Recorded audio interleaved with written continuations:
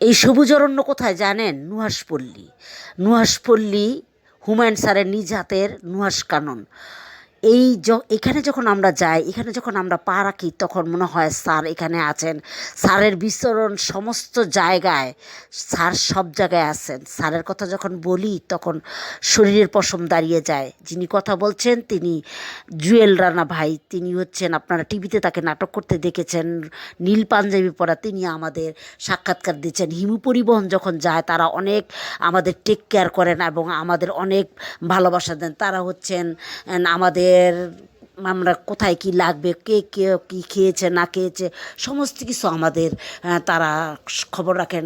নুহাশপল্লীর manager বুলবুল ভাই, জুয়েল রানা ভাই, আরও অন্য অন্য তারকা, বা স্যারের স্ত্রী মেহের আফরোজ শাওন, তিনিও আমাদের অনেক টেক কেয়ার করেন। এই যে স্যারের মানে মিলাদ মাহফিলে আমাদের আয়োজন করা হয়েছে, সেখানে আমরা অংশগ্রহণ করেছিলাম 19শে জুলাই। তো হচ্ছে এটা